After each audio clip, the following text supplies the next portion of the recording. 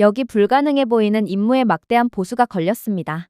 바로 사우디의 사막에 물을 만들라는 임무였는데요.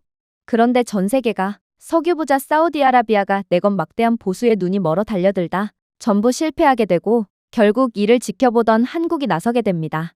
그리고 한국이 나서자마자 사우디에는 누구도 예상치 못했던 충격적인 변화가 시작되고 이는 전 세계를 경악의 도가니에 빠뜨렸다고 하는데요. 그렇다면 한국이 사우디아라비아의 사막에 어떠한 충격적인 변화를 가져다 주었던 것일까요? 안녕하세요. 제 이름은 카림 알파이잘이며 사우디아라비아에서 15년 넘게 환경청 국장으로 재직해 왔습니다. 그리고 지금 제가 있는 도시이자 제 고향인 알카심에서 저는 제 커리어를 통틀어 가장 절망적인 상황을 마주하고 있죠. 사막은 이 도시를 완전히 파괴하고 있거든요. 수년 동안 계속된 가뭄, 공허한 말에 진작에 무너진 우물, 계속해서 실패한 수확 등 말입니다. 그리고 지구온난화가 가속됨에 따라 이제는 알카심의 땅 자체가 산산조각난 도자기처럼 변해버렸어요. 한때 우리의 대추야자를 지탱하던 흙은 수세기에 걸친 바람과 열기를 견뎌냈지만 이제는 발만 닿으면 부서지고 있어요. 버려진 과수원을 걷다 보면 익어가는 열매의 향기 대신 공기가 먼지로 가득 차 있습니다. 한때 지하샘물에서 물을 운반하던 운하는 이제 침묵만 담고 있죠.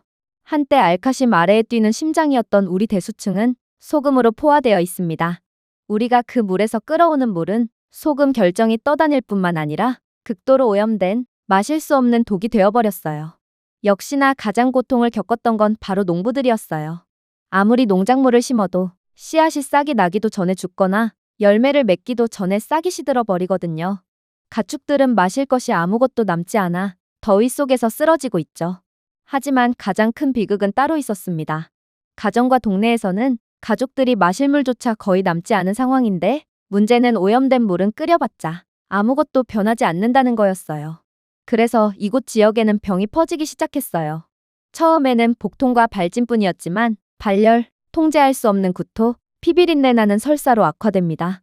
이제 의사들은 이곳 지역 주민들 중 대다수가 콜레라 및 기타 수인성 질병에 감염되었다고 말하고 있어요. 알카심의 부모님은 소식을 기다리며 복도에서 울고 있지만 이를 해결해야 할 저는 도저히 마땅한 방법이 떠오르지 않았죠.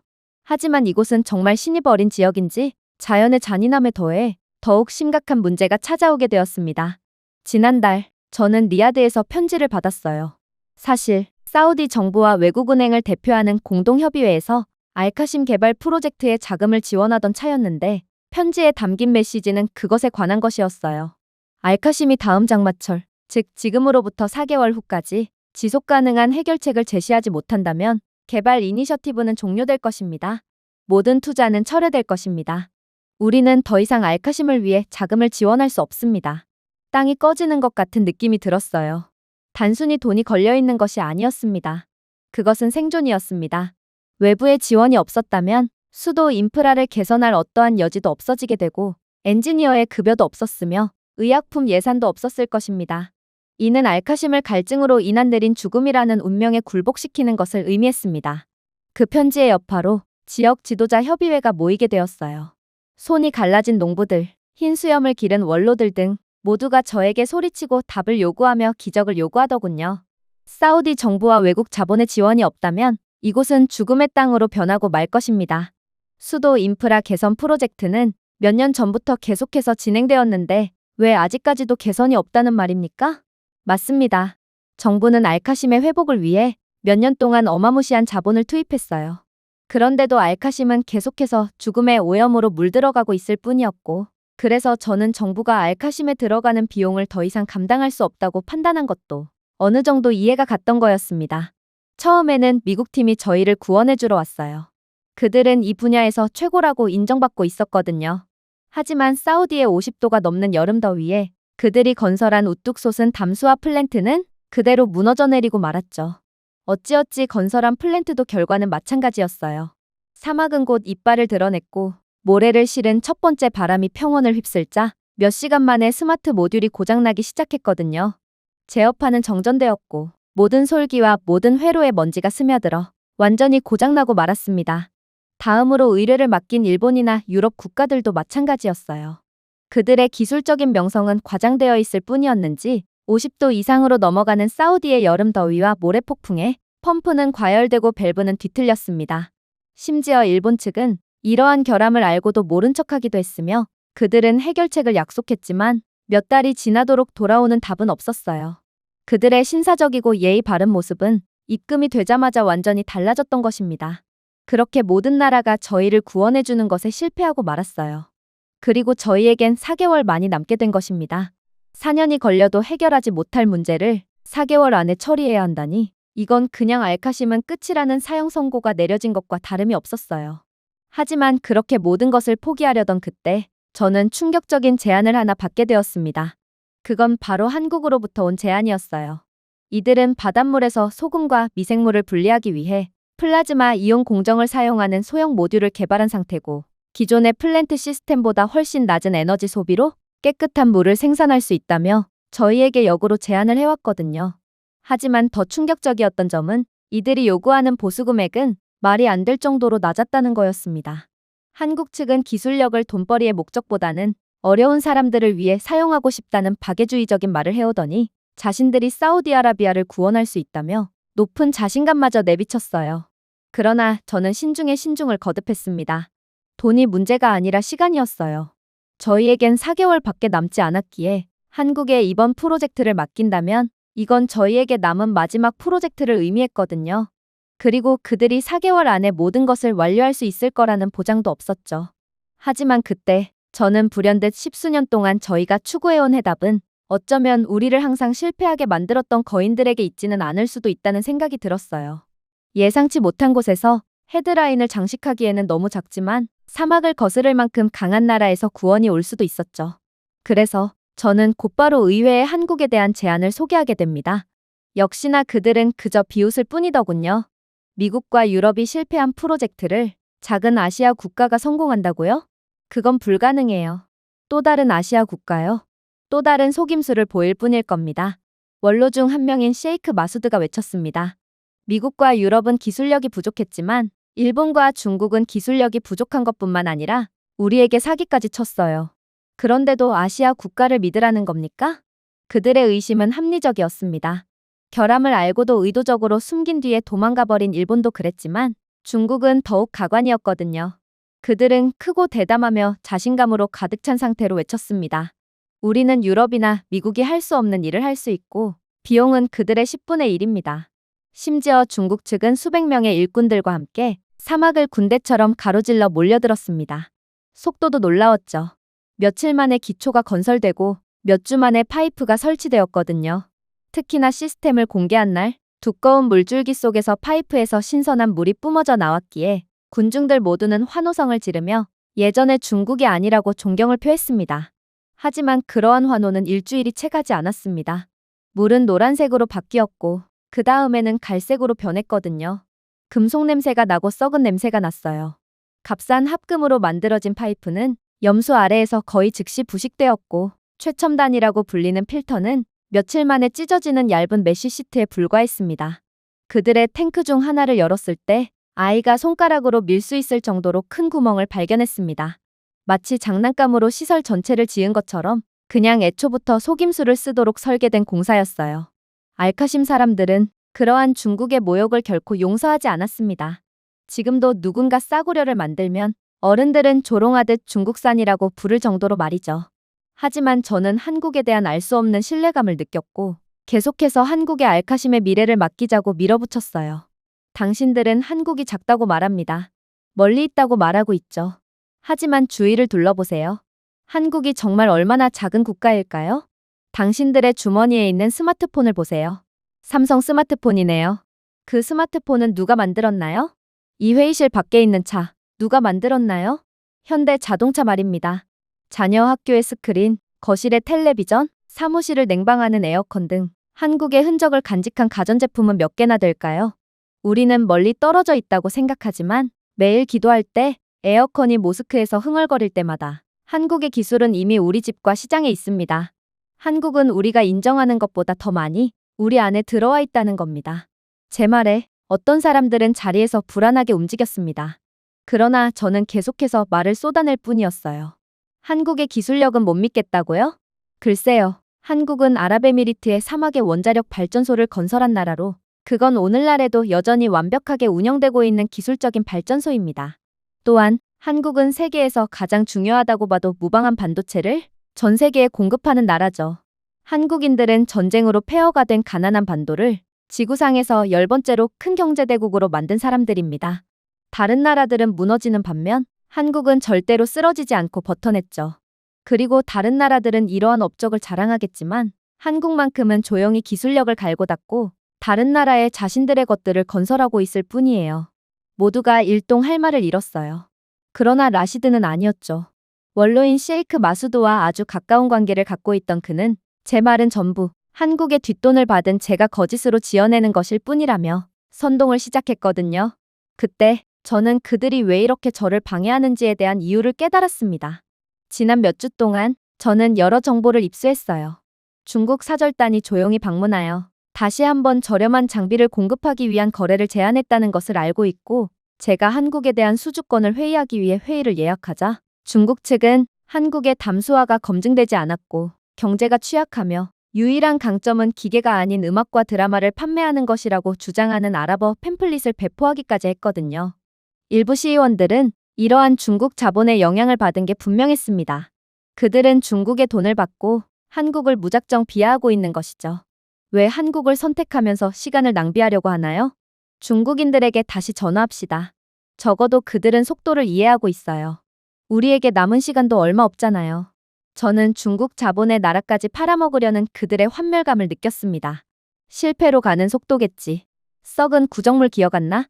녹슨 파이프는? 제 말에 방 안에서 함성이 터져나왔습니다. 그리고 저는 이 기세를 몰아 발언을 이어나갔죠. 중국인들은 많은 헛소리를 합니다.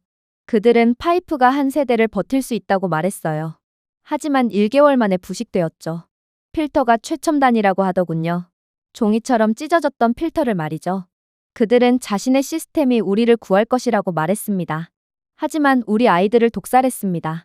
그리고 이제 그들은 한국이 증명할 수 있는 진실한 품질, 진정한 회복력은 값싼 속임수가 아니라 힘들게 얻은 혁신에서 비롯된다는 사실을 두려워하여 거짓말을 퍼뜨리고 귀에 속삭이고 있습니다. 회의장이 들썩였습니다. 일부 원로들은 중국 사태의 수치심을 기억하며 고개를 끄덕였습니다. 다른 원로들은 여전히 자존심을 걸고 저항했어요. 그러자 예상치 못한 목소리가 긴장감을 깨뜨렸습니다. 지난 실패로 폐허가 된 농부의 아들인 30살에 불과한 시의원 아흐메드가 바로 그 주인공이었습니다. 그는 스마트폰을 들고 일어섰습니다. 저는 장로나 상인으로서 말하지 않겠습니다. 저는 사우디아라비아의 신세대로서 말합니다. 제가 들고 있는 이 기기, 즉 이 휴대폰은 저를 안내하고 가르치고 세상과 연결해줍니다. 이 기기는 한국에서 만들어졌습니다. 한 번도 실패한 적이 없죠. 그들의 손이 제 손바닥 안에서 세상을 형성할 수 있다면 우물 안에 물을 형성하지 못하리라는 법도 없습니다. 방 안은 조용해졌습니다. 의심하는 사람들조차도 반박할 수 없었어요. 잠시 동안 그의 말은 우리 모두에게 깊은 메아리처럼 울렸습니다. 이어진 투표는 긴장감 넘쳤고 각 장로는 주저하며 자신의 표식을 올렸습니다. 한동안 집계는 반반, 찬성과 반대에서 균형을 맞췄지만 마침내 최종 결정에서 근소한 차이로 제안이 통과되었습니다. 한국의 기술 수주가 받아들여진 것이죠. 중국의 뒷돈을 받아먹은 원로들은 한숨을 푹푹 쉬었지만 대부분은 환호했어요. 어쩌면 한국은 정말로 저희에게 기적을 선사해 줄 수 있을 것입니다. 그러나 한국은 운이 좋지 않았어요. 한국인들이 마침내 알카심에 도착한 날, 태양은 이미 용서할 수 없는 상태였고 거의 포장도로를 전부 녹여낼 것만 같았거든요.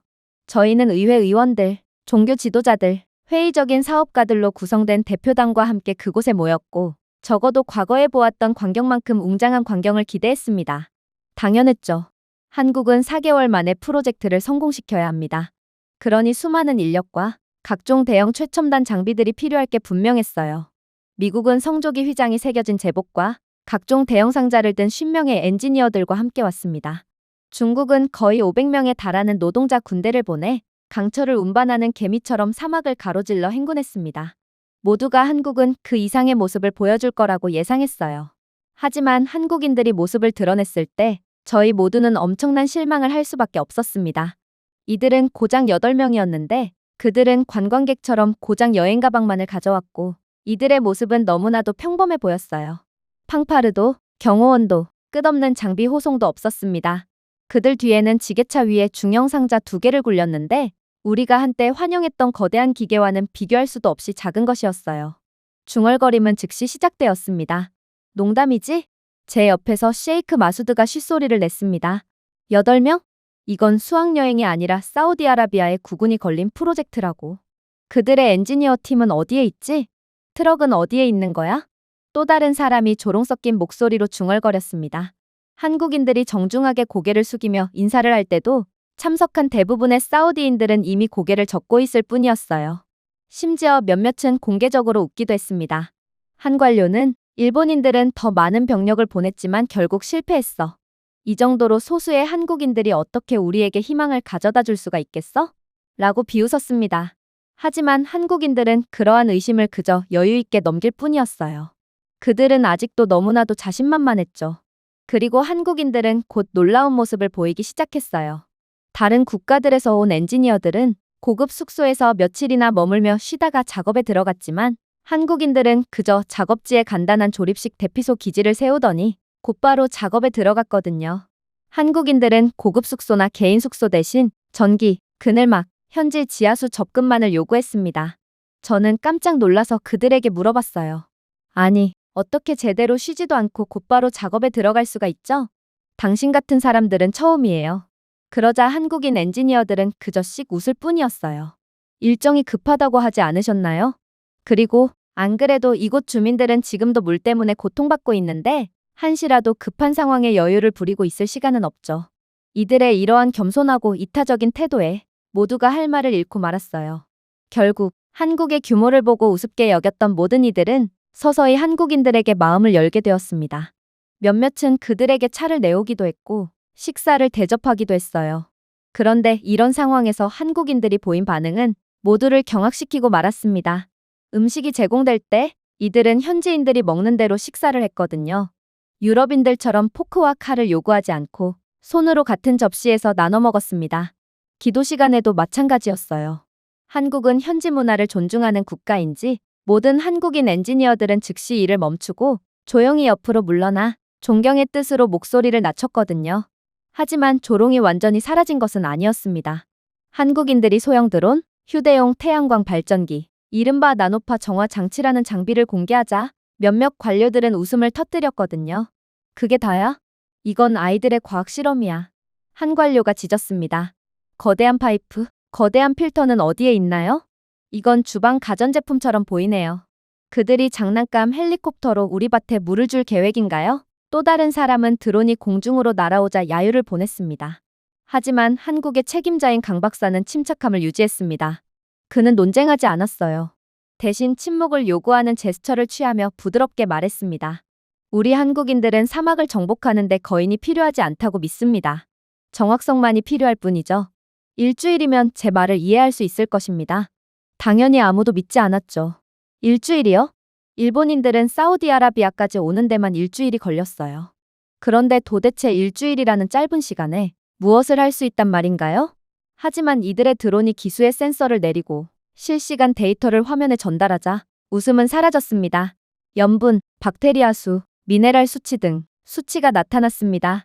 이건 그 어떤 국가들에서도 이렇게 빨리 측정할 수 없었던 정보입니다. 그런데 한국인들은 몇 분 만에 지하수의 전체 프로필을 지도에 표시했어요. 강 박사는 당신들의 물은 식염수일 뿐만 아니라 염소의 내성이 있는 박테리아를 운반합니다. 큰 여과 공장은 어려움을 겪을 수 있지만 한국의 나노 웨이브 공정을 통해 이러한 병원균을 즉시 중화할 수 있습니다. 그리고 이 시스템은 휴대가 간편합니다. 가장 필요한 곳에 운반할 수 있어요. 라는 충격적인 말을 건네왔어요. 그리고 그가 마침내 손짓하자 2명의 한국인 팀원이 남자의 가슴보다 높지 않은 세련된 원통을 앞으로 굴렸고 표면은 연마된 강철처럼 반짝였습니다. 얇은 패널이 펼쳐지면서 희미하게 파란색으로 빛나는 복잡한 코일과 방출기 배열이 드러났습니다. 미국인들이 남긴 거대한 담수화 플랜트나 중국인이 버린 값싼 제품과는 전혀 다른 모습이었습니다. 이것은 작고 우아하며 조용한 힘으로 살아있었어요. 그리고 마침내 강 박사가 스위치를 누르자 기계가 윙윙거리는 소리를 내며 공기 중에 잔물결이 퍼지는 것처럼 미묘한 진동을 일으켰습니다. 현지 책임자는 즉시 알카심에 독이 든 우물에 물이 담긴 양동이를 들고 나왔어요. 당연히 물은 염분, 녹, 부패 등으로 완전히 형편없었죠. 그런데 한국인들이 그 썩은 물을 흡입구에 붓자 놀라운 일이 일어나기 시작했습니다. 고주파 공명이 공기를 채우더니 이내 강 박사는 물은 이제 깨끗해졌으니 마셔도 된다고 말해왔거든요. 이 장치는 플라스마로 생성된 나노파, 즉 원자 수준에서 물 분자를 타격하는 초고주파 진동을 사용합니다. 소금, 박테리아, 심지어 바이러스도 이 파동에서는 살아남을 수 없어요. 염분, 박테리아, 중금속은 즉시 물에서 분리되고 당연히 화학물질도 폐기물도 남지 않게 되거든요. 이건 전 세계에서 오직 한국만이 개발해낸 신기술이지만 사실 원리는 간단해요. 물 분자는 극성이지만 소금이온은 극성이 아니거든요. 그리고 박테리아는 특정 주파수에서 붕괴하는 막을 가지고 있죠. 그러니 초고주파 플라스마로 생성된 파동을 사용하여 이러한 불순물을 물 밖으로 진동시키면 염분의 소금 결정이 떨어지고 박테리아와 바이러스는 분자 수준에서 파열되는 것이죠. 자, 이젠 순수한 물만 남았습니다. 모두가 한국인들을 믿지 않았습니다. 이들의 행동은 마치 단 한 번도 불을 사용해 본 적 없는 사람들에게 불로 고기를 구워 먹으라고 하는 것과 같았거든요. 그러자 한국인 엔지니어들은 충격적인 행동을 하기 시작했습니다. 한국 엔지니어 중 한 명인 이준호 씨는 유출소와 연결된 투명한 튜브를 들어 올렸습니다. 그리고 그 물을 그대로 유리잔에 따라서 벌컥벌컥 들이켰죠. 그 똥물을 먹다니 모두가 경악을 할 수밖에 없었어요. 하지만 동시에 물을 마셔본 지 오래되었던 저희 모두는 침을 꼴깍 삼키며 그 장면을 지켜보고 있었습니다. 그리고 그중 한 소녀는 저희가 말릴 새도 없이 잔을 들어 물을 벌컥벌컥 들이켰죠. 아이의 눈이 커졌습니다. 그는 이번에는 다시 더 오랫동안 물을 마셨고 잔이 비워질 때까지 계속 마셨습니다. 그리고 천천히 고개를 들더군요. 아무 맛도 느껴지지 않아요. 마치 비처럼 말이에요. 군중들 모두가 화들짝 놀랐습니다. 그럴 리가 없어. 그건 불가능해. 저는 그 즉시 똥물에서 식수로 재탄생한 물을 측정했습니다. 기계 옆에 화면에 숫자가 나타나더군요. 분명 우물에서 나온 물의 염분은 4.6%로 바다보다 염분이 높았고 박테리아 수는 밀리리터당 210만 CFU, 비소, 납, 카드뮴 등의 중금속이 검출된 물이었지만 한국인들이 가져온 프로세스가 시작됨과 동시에 염도가 4.6%에서 1.2%로 떨어지고 0.3%, 그 다음 0.05%로 감소했습니다. 박테리아 수는 아예 없는 수준으로 바뀌었습니다. 중금속은 추적 수준이 너무 낮아 센서가 녹색으로 깜빡였죠. WHO 표준을 통과한 것입니다. 이 모든 증거가 확인되자 지켜보던 모든 사람들은 정화된 물을 벌컥벌컥 마시기 시작했어요. 어떻게 이 작은 기계가 독을 순도로 바꿀 수가 있는지 한국인들은 염도 수치가 생수보다 2배나 깨끗한 물을 만들었고 저희는 얼떨결에 세상에서 가장 더러운 물에서 세상에서 가장 깨끗한 물을 갖게 된 것입니다. 하지만 그때 중국의 뒷돈을 받아먹은 마수드가 고용한 사우디아라비아 연구원은 고함을 치며 이건 사기라고 말해오기 시작했습니다. 이건 일종의 역삼투압 원리를 이용한 건데 이런 원리로 작동한다면 깨끗한 물을 만드는데 사용되는 전력이 너무 많아져요. 이건 배보다 배꼽이 더 큰 경우라고요. 계산해본 결과 이런 원리를 통해 물을 정화한다면 매일 5,000리터의 깨끗한 물을 생산하는데 하루에 45메가와트의 전력을 소비해야 해요. 이건 도저히 유지가 가능한 전력량이 아니란 말입니다. 그의 말이 맞았어요. 사우디는 절대로 그런 무지막지한 전력을 감당할 수 있는 국가가 아니었습니다. 정말로 한국의 방법은 그저 다른 많은 국가들처럼 아무짝에도 쓸모없는 것이었을까요? 하지만 이를 들은 강 박사는 충격적인 말로 모두를 합주기로 만들어버렸습니다. 그는 실린더를 두드리며 이 시스템은 단위당 15kW 미만을 소비합니다. 거의 가정용 에어컨 한 대가 사용하는 전력이죠. 그리고 이 전력으로 매일 5,000리터의 깨끗한 물을 생산할 수 있습니다. 이 작은 기계 하나가 말이죠. 그러니 이 기계가 100대만 있으면 주 전체의 절반의 물을 공급할 수 있는 것입니다. 군중은 숨을 헐떡였습니다. 사우디 연구원은 당황해서 외칠 뿐이었어요. 만약 그것이 사실이라면 그것은 어느 나라도 도달할 수 없었던 일입니다. 그러나 강 박사는 여전히 침착하게 대답할 뿐이었어요. 잘 알고 계시네요. 한국을 제외한 모든 나라의 손이 닿지 않는 기술입니다. 그리고 그의 말의 효과는 압도적이었습니다. 불과 몇 시간 전까지만 해도 비웃었던 장로들은 이제 말을 잇지 못하고 서서 사람들이 마시고 웃는 장면을 보며 눈시울을 붉히고 있었죠.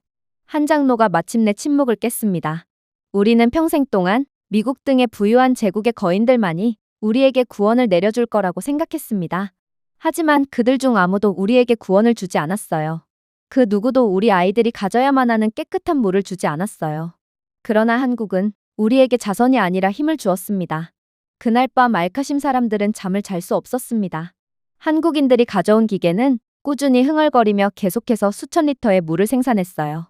수십 년 만에 처음으로 어머니들은 끓일 필요 없이 냄비를 채우고 아버지들은 두려움 없이 주전자를 보관하고 아이들은 떨리는 입술 없이 물을 마셨습니다.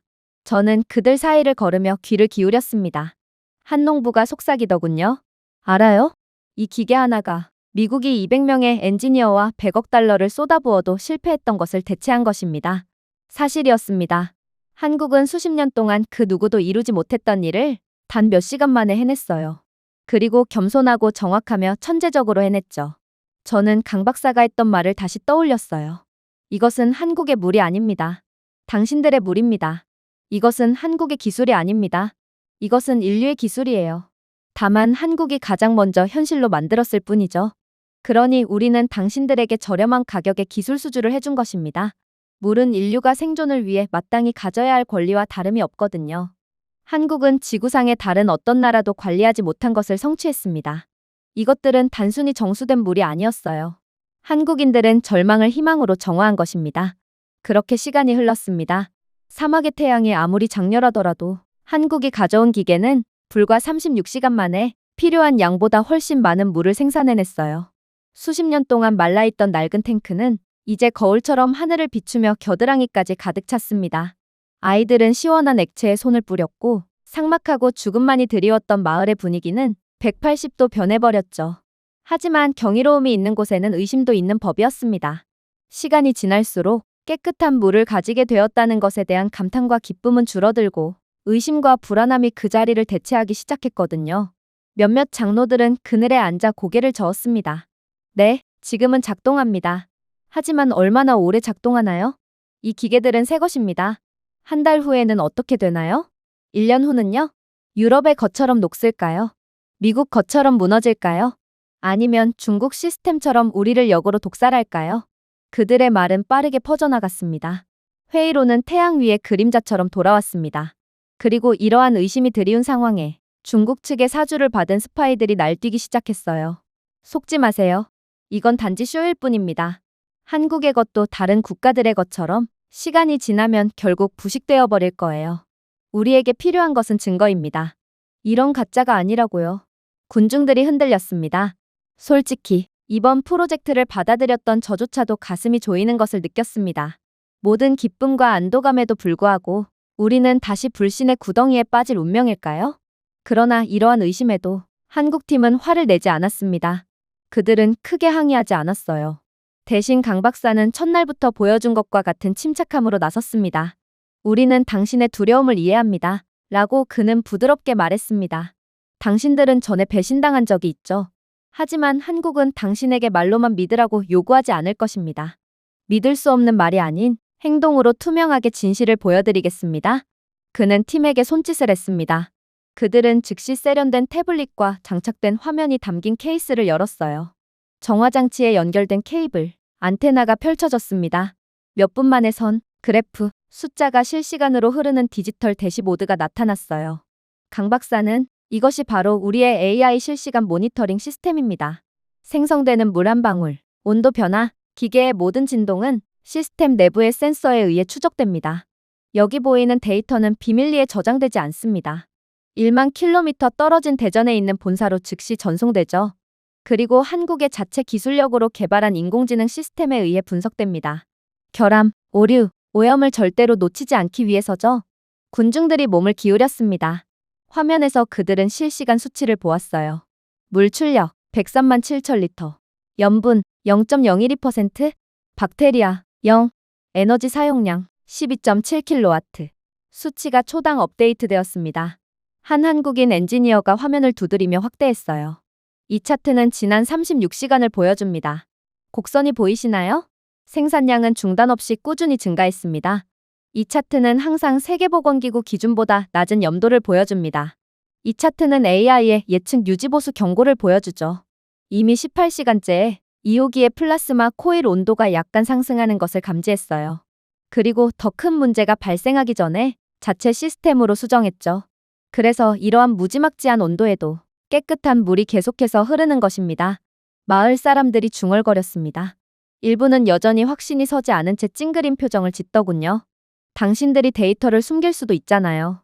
일본은 결함이 있는 것을 알고도 그저 모른 척하며 돈만 받고 그대로 철수해버렸어요. 당신들이 일본처럼 하지 않으리라는 것을 어떻게 믿죠? 그러자 강 박사는 희미하게 미소를 지었습니다. 그럼 우리를 믿지 마세요. 당신들 자신의 눈을 믿으세요. 그는 다른 화면을 꺼냈습니다. 그러고는 제게 그 태블릿을 넘겨주었어요. 여기에는 저희가 보는 것과 같은 시스템과 연결되어 있습니다. 즉, 당신들도 저희가 보는 수치를 똑같이 볼 수가 있다는 것입니다. 직접 물을 테스트하면 숫자가 여기에 표시돼요. 시스템은 거짓말을 할 수가 없으니 당신들은 한국을 의심할 필요가 없을 것입니다. 이제 모든 회의감은 거의 사라졌어요. 하지만 한국인들은 더욱 충격적인 행동을 하며 저희 모두를 완전히 경악의 도가니로 몰아넣을 뿐이었습니다. 그들은 태블릿 중 하나의 라이브 비디오 링크를 열었어요. 갑자기 흰색 코트를 입은 한국 엔지니어들이 콘솔에 앉아있고 거대한 화면이 데이터로 가득 찬 광활한 통제실의 이미지가 나타났습니다. 안경을 쓴 한 한국인 남성이 고개를 숙이더군요. 대전에서 인사드립니다. 알카심의 모든 지역을 실시간으로 모니터링하고 있습니다. 보시는 것과 같은 숫자를 볼 수 있을 텐데 우리는 결함이 발생하면 1초 이내에 알 수 있으며 즉시 지침을 보내드릴 수 있어요. 여러분은 혼자가 아닙니다. 여러분은 우리와 연결되어 있습니다. 한국과의 계약을 체결한 이후부터 평생 동안 말이죠. 우리는 절대로 친구를 저버리는 사람들이 아니에요. 이게 바로 한국식의 신뢰라고 할 수 있죠. 방은 조용해졌습니다. 사람들은 처음으로 자신들이 더 이상 고립된 사막마을에 사는 것이 아니라는 것을 깨달았어요. 그들의 기계는 지구 반대편에 있는 국가, 즉 인공지능의 눈을 깜빡이지 않고 지켜보고 지키며 생존을 보장하는 국가에 직접 연결되어 있었습니다. 강 박사는 군중을 돌아보았습니다. 그리고 이내 충격적인 말을 해오기 시작했죠. 여러분들은 한국의 기술이 오래도록 지속될 수 있을지 물었습니다. 그리고 저희가 단 8명이라는 이유로 과소평가했죠. 그러나 저희는 단 8명만 여기에 서 있는 것이 아니에요. 그러므로 저희의 기계는 오래도록 지속될 것이고 또 빠르게 문제를 해결할 수 있었던 것입니다. 한국에는 수백 명의 엔지니어가 여러분과 함께 지켜보고 있습니다. 잠들지도 지치지도 잊지도 않는 것이 바로 인공지능이에요. 이 기계들의 모든 심장 박동이 기록되고 모든 물의 숨결이 분석됩니다. 이게 바로 한국의 구축한 기술력이죠. 그 효과는 압도적이었습니다. 의심은 완전히 사라졌거든요. 사람들은 숨을 헐떡였고 일부는 눈물까지 흘렸어요. 그렇게 알카심의 모든 사람들은 한국을 전적으로 신뢰하게 되었습니다. 하지만 저희 모두는 아직도 모르고 있었습니다. 얼마 후에 마을이 완전히 괴멸 직전에 몰리는 충격적인 사건이 터지게 될 거라는 것을 말이죠. 처음에는 알카심을 가로지르는 바람에 의해 떠밀리는 소리에 불과했습니다. 서부 지역의 몇몇 가정은 심한 복통, 어린이들의 구토, 노인들이 매트에서 일어나지 못하는 등 극심한 복통에 시달리고 있었어요. 하지만 다음 날 아침이 되자 그 소리는 두려움의 포효가 되었습니다. 수십 명, 수백 명이 병원으로 몰려들었고 모든 환자들의 눈은 가라앉고 입술은 갈라졌으며 몸은 열로 떨렸습니다. 의사들은 공포에 질린 채로 콜레라라는 단어를 말했죠. 저는 이게 한국 기술의 불완전성 때문이라고 생각했고 그렇게 황급히 강 박사가 건네줬던 태블릿을 살펴보았어요. 하지만 결과는 자명했죠. 그것은 한국의 기술력으로 정수된 물에서 나온 것이 아니었습니다. 잊혀진 우물, 가족들이 한국의 나노 웨이브 기계가 도착하기 전에 의지했던 우물, 여전히 염분, 박테리아, 수십 년 동안의 부패로 가득 찬 물에서 나온 거였어요. 하지만 공황은 이성으로 멈추지 않습니다. 소문이 알카심 전역을 휩쓸었습니다. 한국인들은 생명을 약속했지만 죽음을 가져옵니다.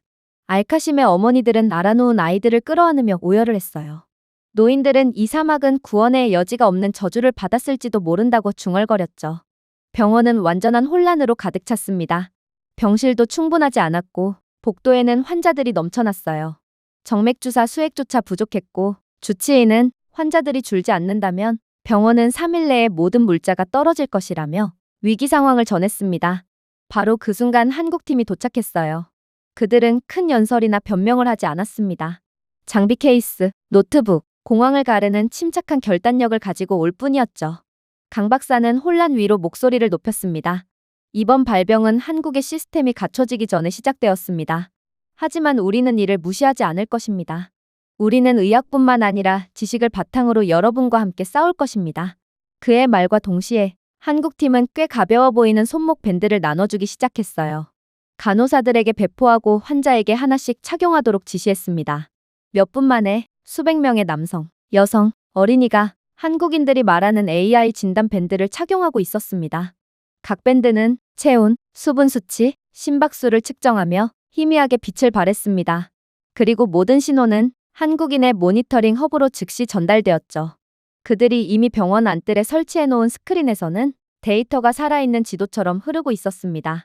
빨간색 점은 가장 심각한 환자, 노란색 위험 환자, 안정된 환자를 녹색으로 표시하고 있었어요. 화면이 이동하면서 의사들은 숨을 헐떡이며 눈앞의 혼란을 정리했습니다. 누가 긴급한 정맥 주사가 필요한지, 누가 경구 수분 보충제가 필요한지, 누가 기다릴 수 있는지 한 번에 알 수 있습니다. 도대체 이게 어떻게 가능한 거죠? 한국의 기술력은 마치 우리보다 100년은 앞서 있는 것 같아요. 한국이 나서기 시작하면서부터 당황은 곧 질서로 바뀌었습니다. 고작 2시간 만에 분류효율이 3배로 증가했고 해질녘이 되자 생존율은 이미 상승하기 시작했습니다. 하지만 이것은 단지 시작에 불과했습니다. 한국인들이 가져온 손목밴드 뒤에는 훨씬 더 강력한 무언가가 있었거든요. 바로 한국의 AI 역학 추적기였습니다. 모든 움직임, 모든 가정, 감염자들이 공유하는 모든 수원이 매핑되었습니다. 예전에는 이 과정에서 몇 주 동안의 조사 과정과 서류 작업이 필요했습니다. 하지만 한국이 자체 기술력으로 개발한 AI는 6시간 만에 이 작업을 수행해버렸어요. 화면에는 감염 집단으로 불을 밝힌 알카심의 지도가 있었고 화살표는 오염된 우물 3곳과 오래된 유통 탱크 2곳으로 그 기원을 추적했습니다. 강 박사는 지적했어요. 여기가 출처입니다. 즉시 폐쇄하세요. 사우디 관리들은 깜짝 놀라 트럭을 보내 우물을 폐쇄하고 탱크를 청소했습니다. 그리고 충격적이게도 확산 속도는 거의 즉시 느려졌어요. 마치 AI가 적 주위에 원을 그리며 탈출을 차단한 것 같았죠. 사람들은 다시 속삭이기 시작했지만 이번에는 경외심에 휩싸였습니다. 한국인들은 병 자체를 볼 수 있는 것 같아. 그들은 병이 걸어가는 경로를 정확하게 보고 있어. 이건 신만이 가지고 있는 권능인 줄 알았는데 한국인들은 정말 신이라도 되는 걸까? 하지만 한국의 기적적인 도움 덕분에 흐름이 바뀌기 시작했을 때 충격적인 일이 일어나기 시작했어요. 바로 방해행위가 시작되었기 때문입니다. 소셜미디어에는 난데없이 한국인이 이 질병을 일으켰습니다라는 익명의 게시물이 넘쳐났습니다. 나노파 장치 옆에서 아이들이 쓰러지는 모습이 담긴 조작된 동영상이 등장했어요. 도대체 누가 이런 짓을 했을까요? 알카심의 모든 주민들은 이미 한국은 공격자가 아니라 구원자임을 전부 다 인지하고 있는 상황임에도 말입니다. 그리고 이러한 한국에 대한 비하 소식은 시간이 갈수록 더욱 거세졌어요. 그 이유는 중국 공급업체에서 할인된 가격으로 제공한 수입 의약품 배송이 진작부터 오염된 것으로 밝혀져 복용자들의 상태가 악화되었기 때문인데 정체불명의 세력이 이에 대한 독박을 전부 한국에 뒤집어 씌우며 모든 책임은 한국에 있다는 허위 정보를 유포했거든요. 동시에 병원의 네트워크가 흔들리고 환자 기록이 사라졌으며 몇몇 의료 장비까지 오작동을 하기 시작했습니다. 그리고 저는 이게 누구 짓인지 그리고 무슨 이유로 이런 짓을 하고 있는지를 단번에 알아차릴 수 있었죠. 중국은 중국이 아닌 한국이 중동 기술 시장을 지배하게 될 것을 두려워했기에 이러한 한국에 대한 방해 공작을 펼치고 있던 거였습니다. 이번 기술 수주에 대한 보수 자체는 적었지만 만약 한국이 이번 수주를 성공적으로 마친다면 한국 기술에 대한 신뢰도는 기하급수적으로 올라가며 같은 문제를 겪고 있는 중동 및 아랍 지역에서의 수백억 달러 규모의 추가 계약이 체결될 거거든요. 그래서 중국은 실력이 아닌 거짓말, 사보타주로 한국에 대한 공격을 시작했던 거였습니다. 하지만 한국의 시스템은 더욱 놀라운 것을 보여줄 뿐이었어요. 이들은 중국의 공격에도 전혀 흔들리지 않았죠. 한국의 AI는 물뿐만 아니라 진단용으로도 사용되었지만 한국의 투명성과 진실을 밝히는 데도 사용되었거든요.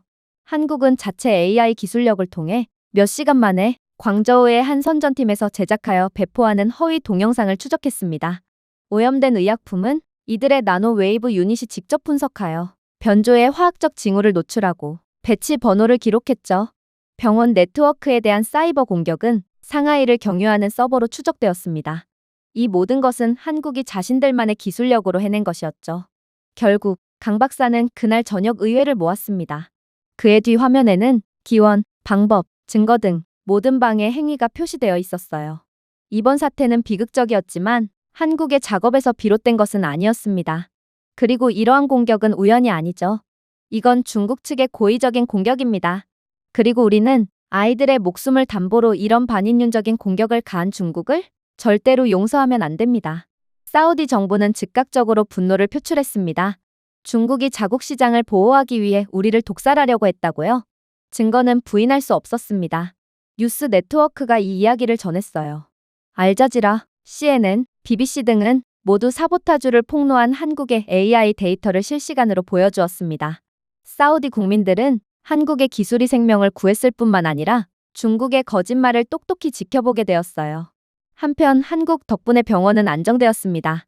AI 분류 시스템 덕분에 환자를 돌볼 수 있었고 중국의 공격에 당했던 아이들도 제때 치료를 받을 수 있었죠. 그리고 역학 추적기는 6일 이내에 발병이 완전히 억제될 것이라고 정확하게 예측했기에 모든 환자들로 하여금 안정감을 주었어요. 주말이 되자 최악의 상황은 지나갔습니다.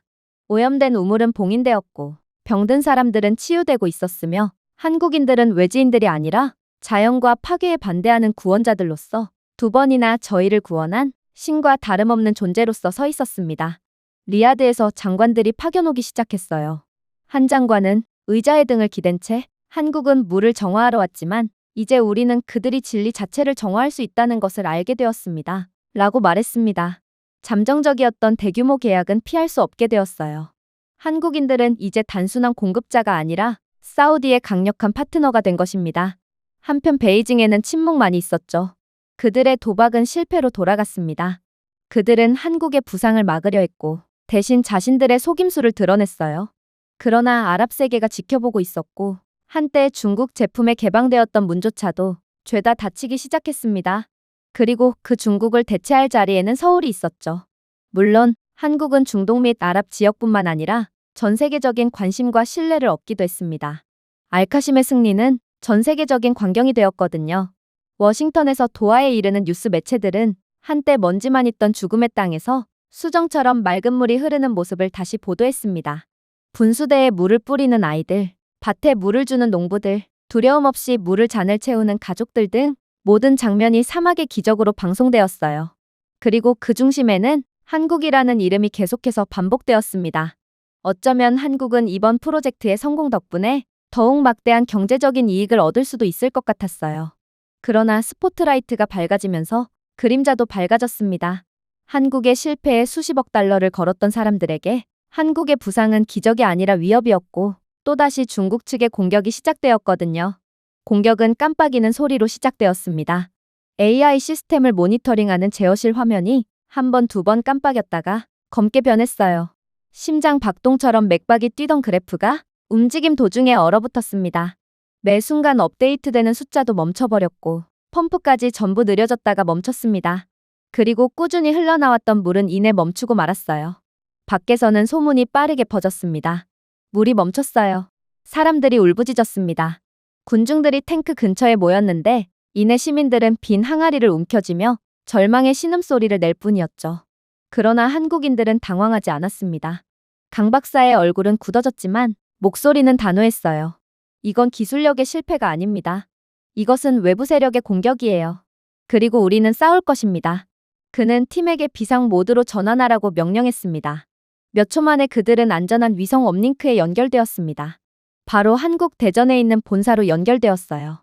수천 킬로미터 떨어진 곳에서는 사이버 방어부서 전체가 이미 깨어 있었습니다. 그리고 한국에 있는 기술자들과 실시간으로 소통을 나누던 강 박사는 AI 알고리즘을 손상시키려 하고 있는 침입자들에 맞서 싸우고 있다며 구체적인 실시간 설명을 건네오기 시작했어요. 걱정 마세요. 사이버 공격은 21세기의 가장 강력하고도 무서운 공격이지만 한국은 이미 이에 대비하고 있거든요.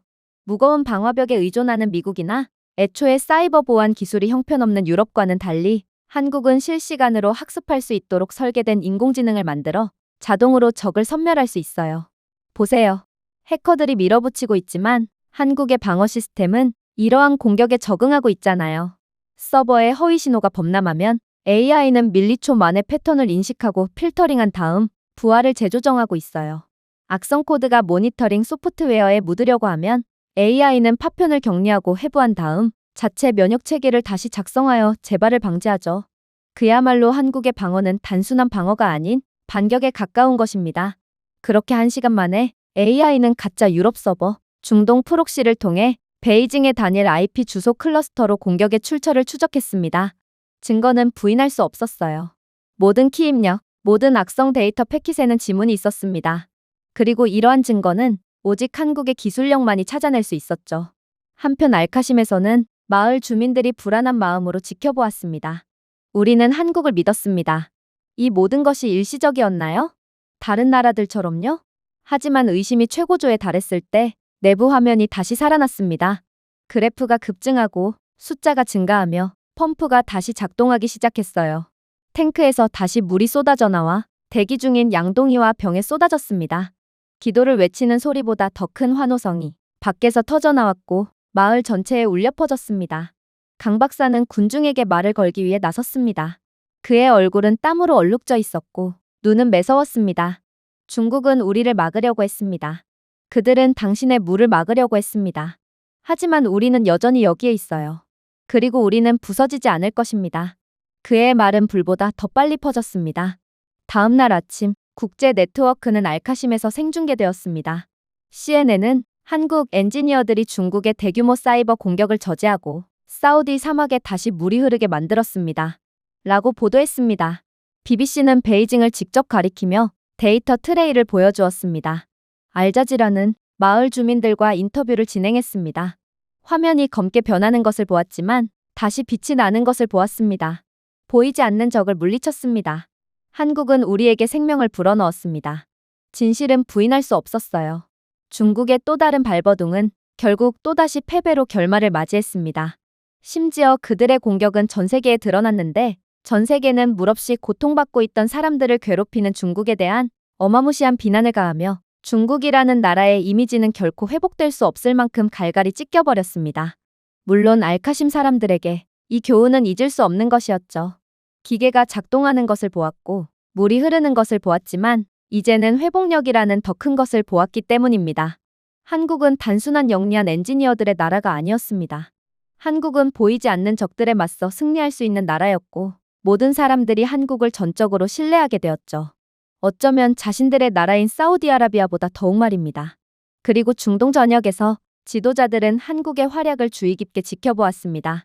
그들은 유럽이 실패하고 미국이 비틀거리고 일본이 흔들리고 중국이 배신하는 것을 보았습니다.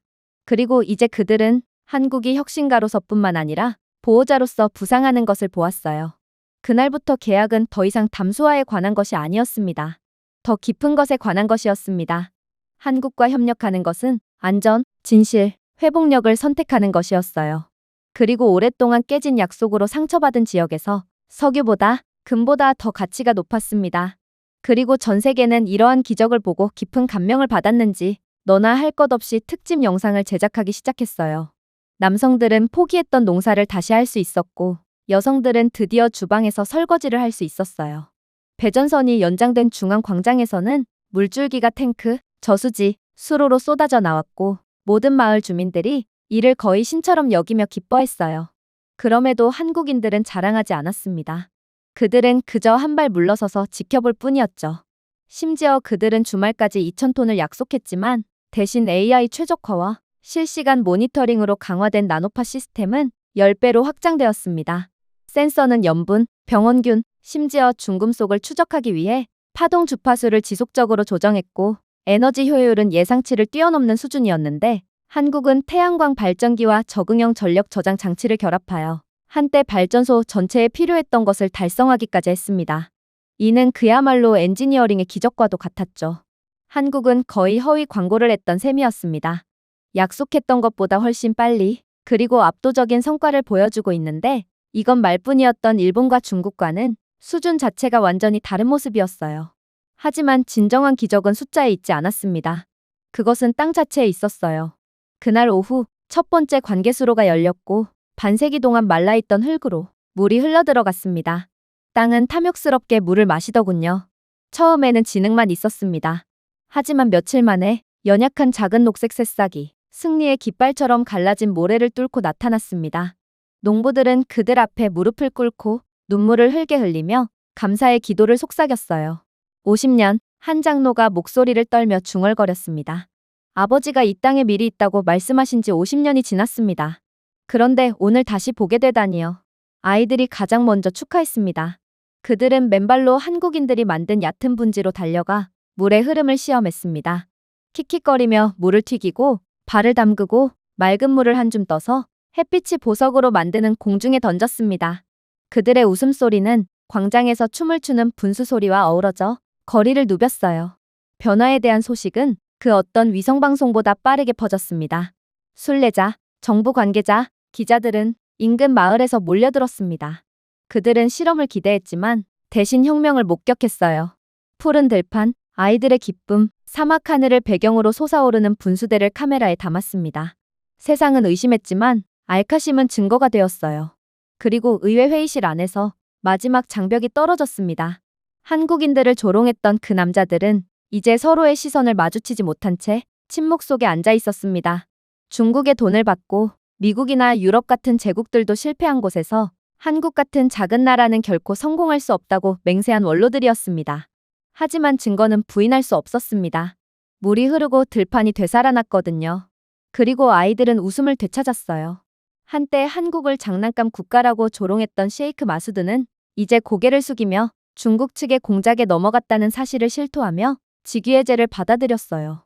그날 밤 깨어있는 동안 저는 무엇이 진정으로 변했는지 깨달았습니다. 물이 흐른 것만이 아니었습니다. 농작물이 자라는 것만이 아니었습니다.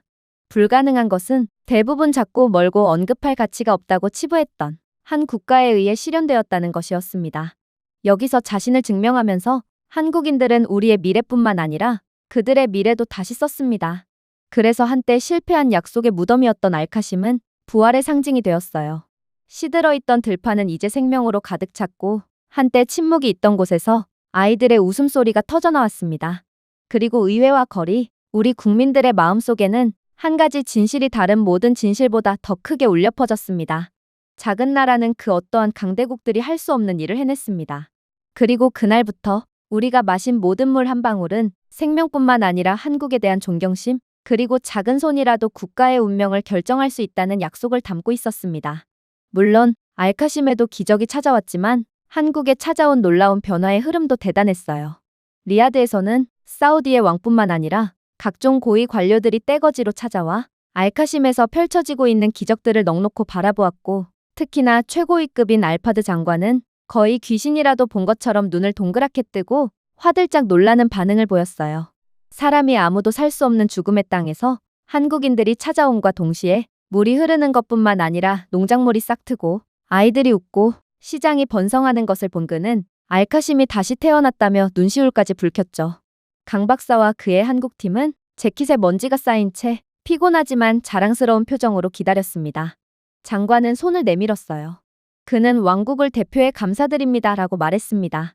그런 다음 신중하게 우리가 상상했던 것보다 더 많은 일을 해내셨습니다. 라며 다시금 눈시울을 붉혔죠. 한국 엔지니어들은 고개를 숙이고 가슴에 손을 맞댔고 관중들은 환호성을 질렀습니다. 기념식은 정오에 시작되었습니다. 전 세계의 카메라가 장관이 무대에 오르는 모든 말을 기록했습니다. 알카심은 한때 절망의 상징이었습니다. 라고 그는 선언했습니다. 오늘날 알카심은 우리 미래의 모델입니다. 정부의 명령에 따라 이 한국의 시스템은 우리 왕국 전역의 150개 지역으로 확대될 것입니다. 북쪽에서 남쪽 해안, 모든 사막, 모든 농장, 모든 도시가 오늘 이곳에서 볼 수 있는 물을 느낄 수 있게 될 것입니다. 안내방송이 천둥처럼 울려 퍼졌습니다. 농부들은 숨을 헐떡였습니다. 상인들은 손뼉을 쳤어요. 어머니들은 공개적으로 눈물을 흘렸죠. 한국인들은 믿기지 않는다는 표정을 주고받았습니다. 150개의 지역은 그들의 예상보다 훨씬 더 광활한 사업이었습니다. 어쩌면 한국은 석유가 나지 않는 국가지만 기술을 수출함으로써 산유국인 사우디보다도 훨씬 많은 이익을 가져갈 수 있을 것처럼 보였죠. 사우디 각 지역에는 하루에 최소 2만 톤의 담수를 생산할 수 있는 시설이 공급되어야 했는데 150개 지역에 걸쳐 증식하면 매일 300만 톤의 깨끗한 물을 생산할 수 있는 시설을 전국에 공급할 수 있고 인근 국가에 수출할 수 있는 잉여 물을 생산할 수 있습니다. 따라서 700억 달러 상당의 계약이 즉석에서 체결되었으며 여기에는 유지보수 및 교육 프로그램 조항이 포함되었습니다. 이건 정말 충격적인 대규모 계약이었어요. 700억 달러라니 이건 전 세계 계약 중 가장 대규모의 액수라고 볼 수 있고 그만큼 사우디는 모든 국가적 미래를 한국에 걸었다고 할 수 있었습니다. 하지만 더욱 충격적인 점은 따로 있었어요. 이 계약의 영향력의 규모는 숫자를 훨씬 넘어섰기 때문입니다. 이 협정이 체결되면서 한국의 입지는 하룻밤 사이에 바뀌었어요. 한국은 더 이상 단순한 외국 계약자가 아니라 기계를 판매하는 파트너가 되었을 뿐더러 이들은 왕국의 생존과 기술이 얽혀있는 전략적 동맹국으로 인정받았습니다. 한국의 엔지니어들은 왕실 법령에 의해 안전이 보장되는 외교적 지위를 부여받았고 한국의 기술력의 뛰어남을 인지한 사우디는 리야드와 서울에 공동연구소를 설립할 것을 추진하며 한국에 대한 무한한 신뢰를 보였어요. 전 세계 모두가 사우디아라비아의 석유 자본을 노리고 사우디와 함께 공동연구를 하려고 하지만 사우디는 미국의 요청조차도 거절해왔습니다. 하지만 오직 한국을 위해서 이러한 공동연구시설을 설립한 거예요. 심지어 사우디 정부는 사우디 학생 1만 명에게 한국에서 공부할 수 있는 장학금을 약속했는데 이건 그야말로 사우디의 모든 미래 자산들을 한국에 투자하겠다는 선포와 다름이 없었습니다. 심지어 다른 중동 및 아랍 지역 국가들도 사우디를 따르기 시작했어요. 아랍에미리트, 쿠웨이트, 오만은 각각 100억 달러에서 150억 달러 규모의 자체 협정을 체결하여 알카심 모델을 복제하기로 했거든요. 심지어 이집트까지 여기에 참전했는데 이집트는 나일 델타 프로그램을 통해 한국이 염분이 많은 지하수를 정화하는 독점 파트너가 될 것이라고 발표했고 이 계약은 250억 달러에 달하는 초대형 계약이었습니다. 그러나 더욱 경악스러웠던 순간은 따로 있었어요. 바로 이를 지켜보던 국제 언론이 폭발적으로 증가했기 때문입니다. CNN은 이를 세기의 물 동맹이라고 불렀어요. BBC는 한국이 중동에서의 역할을 재정의하며 역사상 최대 규모의 기술 수출 계약을 체결했습니다. 라고 보도했습니다. 알자지라의 헤드라인은 더 시적이었습니다. 한국은 겸손함을 가지고 왔고 중동 전역의 신뢰를 보여주고 떠났습니다. 시장은 즉각적인 반응을 보였어요. 한국 인프라 기업의 주가는 며칠 만에 2배로 올랐고 부산의 조선소에는 특수 담수화 모듈 수주가 이루어졌으며 대전과 포항의 연구소에는 한 도시가 아닌 대륙 전체를 대상으로 혁신을 확장하는 임무를 맡은 자금이 넘쳐났습니다.